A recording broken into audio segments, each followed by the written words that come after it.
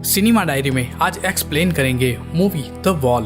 2007 के अंत में इराक युद्ध समाप्त हो गया है और यूएस राष्ट्रपति बुश ने जीत की घोषणा कर दी है और इराक में पुनर्निर्माण कार्य शुरू हो गया है। सार्जेंट मैथ्यू और उसके शूटर सार्जेंट इसहाक को इराकी रेगिस्तान में एक क्रूड ऑयल पाइपलाइन की स्थिति जानने के लिए भेजा जाता है। साइट पर काम करने वाले सभी अमरीकी मारे गए हैं, इसलिए अब उनका मिशन है कि वे नए इंजीनियरों को भेजने से पहले दुश्मनों का सफाया करें। हम देखते हैं कि दोनों सैनिक झाड़ियों और पत्थरों के पीछे पोजीशन लेते हैं और वहां गर्मी भी ज़्यादा थी। इसी पोजीशन में उन्हें 20 घंटे से भी ज़्यादा समय बीत जाता है। इतना टाइम जाने के बाद मैथ्यूस अपना आपा खोने लगता है और सोचने लगता है कि कोई भी इराकी नहीं बचा है और बिखरे हुए शवों को देखकर अनुमान लगाता है कि कोई इराकी टीम यहाँ पर आई होगी और सबको मार के यहाँ से निकल गए होंगे।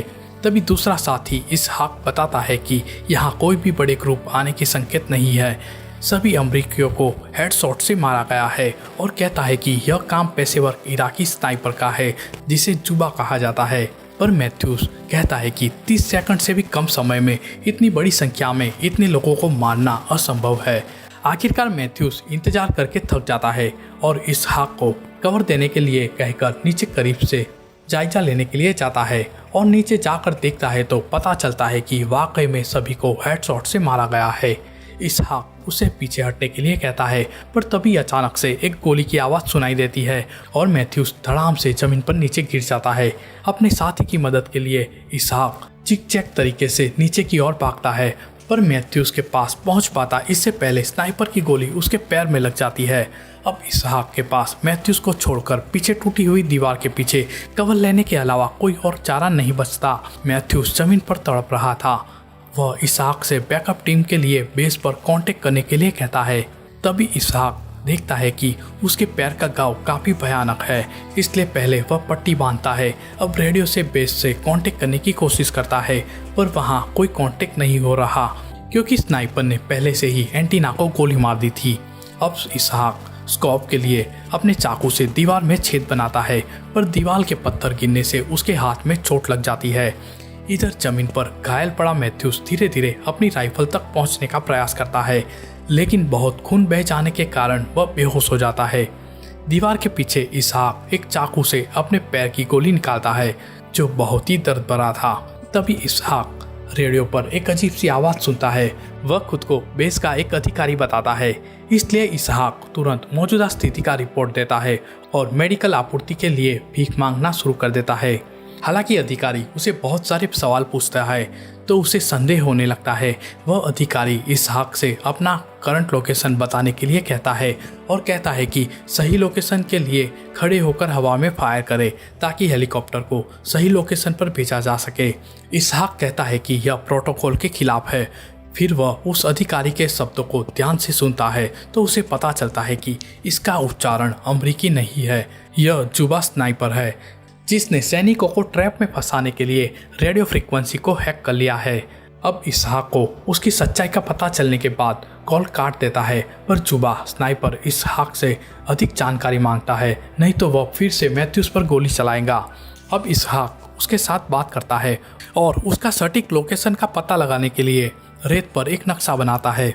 जुबा कहता है कि वह केवल एक इराकी आम नागरिक है जो अपने देश को बचाना चाहता है। तो इसहाक कहता है कि वह उन लोगों को मार रहा है जो वास्तव में स्कूल, पाइपलाइनों और बुनियादी ढांचों पर हमला करते हैं और स्थानीय लोगों को परेशान करते हैं। तो जुबा उस पर हंसता है और कहता है कि यहाँ बनाया पैसा बाद में यूएस भेज दिया जाता है।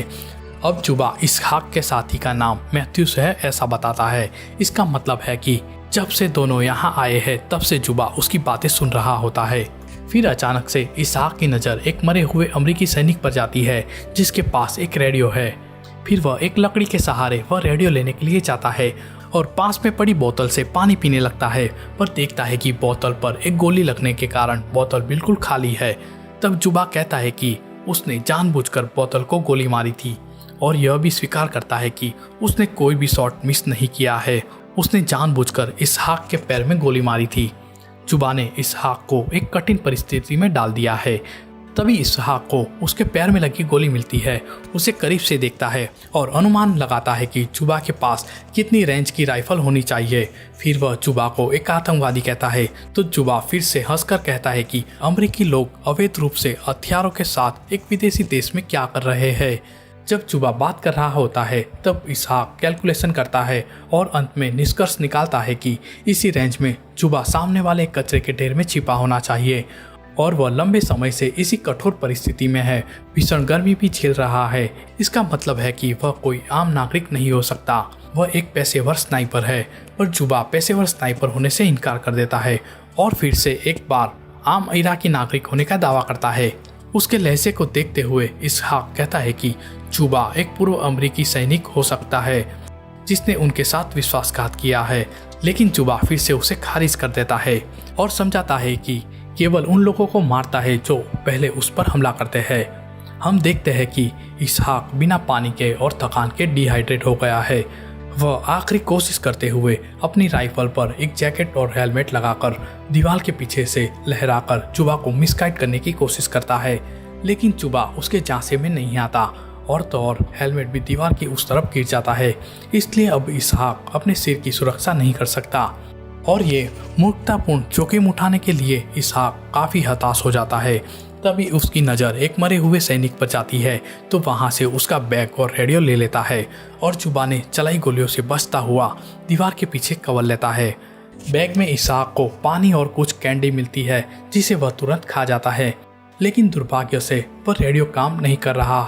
अचानक इसहाक अपने ईयरपीस से कुछ गड़बड़ी की आवाज़ सुनता है और महसूस करता है कि यह मैथ्यूस है जो अभी भी जीवित है। इसहाक स्नाइपर का लोकेशन बताने के लिए चिल्लाता है। तभी मैथ्यूस एक धातु का टुकड़ा निकालता है और इसकी मदद से कचरे के ढेर में स्नाइपर का लोकेशन जानने की कोशिश करता है और अपनी राइफल लेने के लिए धीमी गति से आगे बढ़ता है। और इधर इसहाक छोटी मोटी बातें करके स्नाइपर को उलझाए रखता है। तभी जुबा कहता है कि वह बगदाद में एक टीचर हुआ करता था। जब अमेरिकी हमले में उनके छात्र मारे गए तो उसने बदला लेने का फैसला किया और कहता है कि तुम जिस दीवार के पीछे छिपे हो वह उस स्कूल का खंडर है। इसी बीच मैथ्यूस अपनी राइफल लेने में कामयाब हो जाता है और कचरे के ढेर में अंधाधुंध फायरिंग करना शुरू कर देता है। इधर इसहाक भी गोली चलाना शुरू कर देता है ताकि यह दिखावा किया जा सके कि फायरिंग इसहाक की ओर से हो रहा है। अब मैथ्यूस की गोलियां खत्म हो जाती है। जब मैथ्यूस अपनी बंदूक को फिर से लोड करने ही वाला होता है कि तभी जुबा अचानक से उसके ठीक कंधे पर गोली मार देता है। दीवार के पीछे से इसहाक मैथ्यूस को कवर लेने के लिए उसकी ओर रेंगने के लिए कहता है। मैथ्यूस रेंगता हुआ उसकी ओर आगे भी बढ़ता है, लेकिन दुर्भाग्यवश वह दीवार के पास पहुंचे इससे पहले ही जुबा द्वारा उसके सिर में गोली मार दी जाती है। इसहाक उसे मरता हुआ देखता है और अंत में टूट जाता है और जुबा से कहता है कि वह घर जाना चाहता है। तभी जुबा उसे कहता है कि यदि वे वास्तव में घर जाना चाहता है तो वह उस पर गोली नहीं चलाएगा, लेकिन इसहाक को उसकी बातों पर यकीन नहीं होता। बाद में जुबा इसहाक से पूछता है कि युद्ध समाप्त हो जाने के बावजूद भी अभी भी यहाँ क्या कर रहे हैं। इसहाक जवाब देने से पहले रुकता है और वह सोचता है कि उसे यहाँ भेजा गया है या जुबा द्वारा बुलाया गया है। अचानक इसहाक फिर से रेडियो पर कुछ आवाज़ सुनता है और चल रही बातचीत को सुनकर खुश होता है। हालांकि उसकी खुशी ज़्यादा देर तक की नहीं थी, क्योंकि जब उसे पता चलता है कि आवाज़ें सिर्फ सुन सकता है पर रेडियो को नुकसान होने के कारण वह अपनी बात को सामने नहीं पहुंचा सकता था। इसहाक को इससे भी बड़ा झटका तो तब लगता है जब जुबा इसहाक बनकर बेस पर बात करता है और मदद के लिए बैकअप टीम को बुलाता है। यहाँ इसहाक को पता चलता है कि जुबा अमेरिकी संचार को हैक करता है और सैनिक होने का नाटक करके उस क्षेत्र में बैकअप टीम बुलाता है और सभी को स्नाइपिंग करके आसानी से मार देता है। इसहाक जुबा की बातचीत को रोकने के लिए बहुत कोशिश करता है पर उसका कोई फायदा नहीं होता। कुछ समय के बाद इसहाक के पैर के घाव पर एक कौवे के चुभने की दर्दनाक एहसास के साथ नींद खुलती है। यह देखता है कि पक्षी भी यह सोचता है कि वह पहले ही मर चुका है। फिर इसहाक एक आखिरी जोखिम लेने का फैसला करता है और कुछ रस्सी और एक छड़ी की मदद से मैथ्यूस की राइफल को पुनः प्राप्त कर लेता है। फिर वह कचरे के ढेर में टारगेट करता है। उसी समय इसहाक हेलीकॉप्टर को उनकी ओर आता हुआ देखता है, जिनको पता नहीं है कि वह एक ट्रैप में फंसने जा रहे हैं।